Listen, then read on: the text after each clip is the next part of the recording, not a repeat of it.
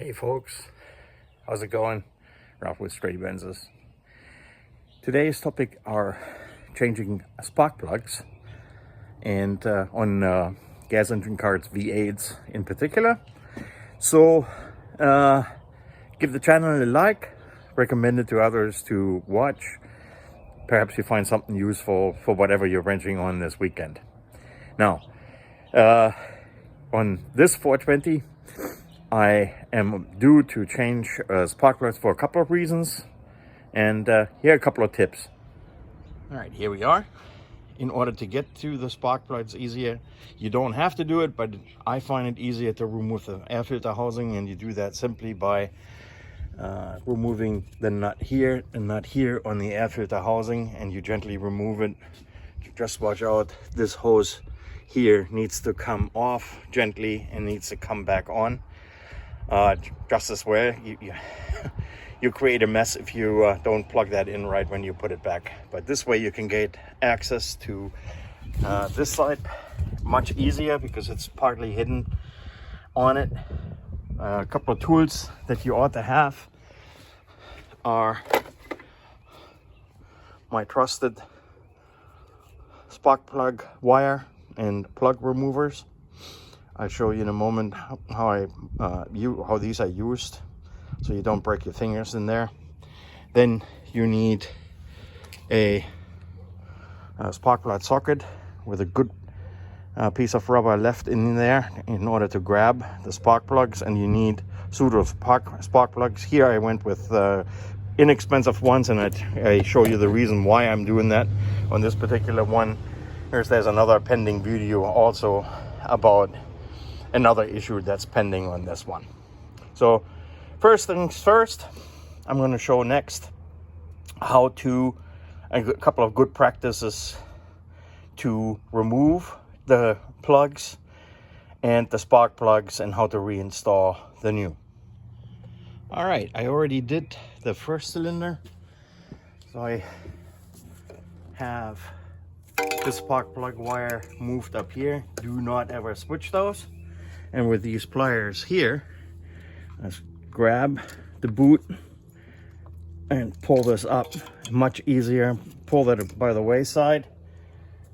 Now I have access to the spark plug. Let's see if I can get in there with this one. I might have to sometimes. It's very tight. Fortunately, it doesn't take much to loosen it. Now, I typically recommend to twist these out by hand. That way you already know what's coming. If there's corrosion on the threads, on this it's awesome. All right, coming up. All right. And this is where that big good piece of rubber in the tool comes from, because it needs to pull the plug back out. Here you can see there's quite a bit of oil on it. I mean, overall it's not burned up or anything, but you can see there's a bit of residue on it, and that's not good. That's oil burning.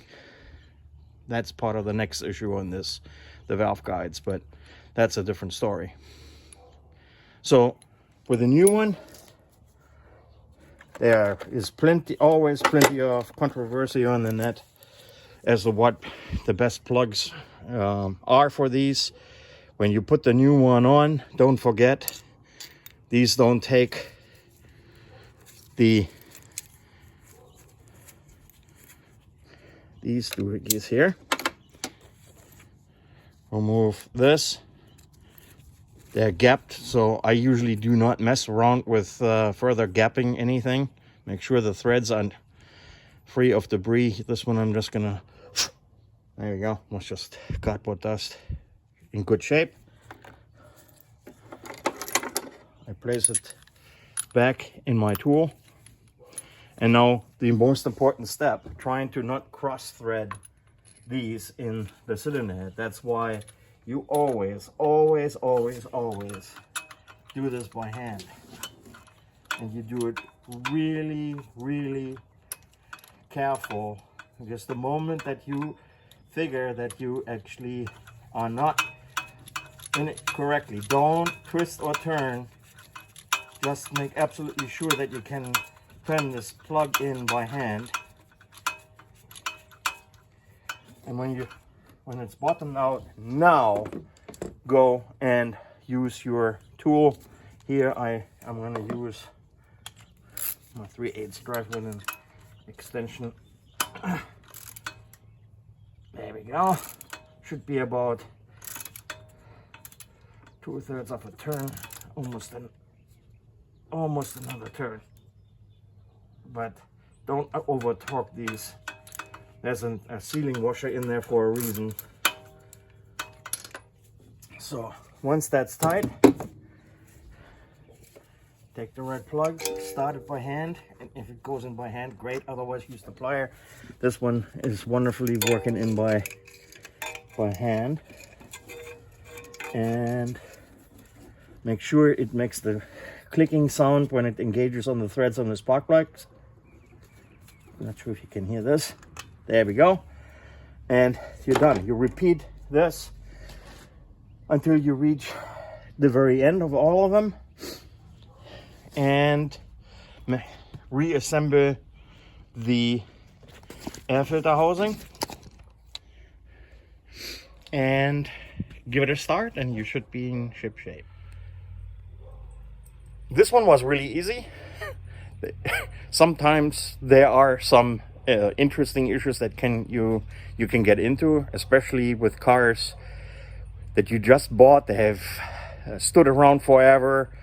I have pulled spark plugs out there where they were so fouled up, the electrodes are either completely gone. I have no idea how the heck they ran.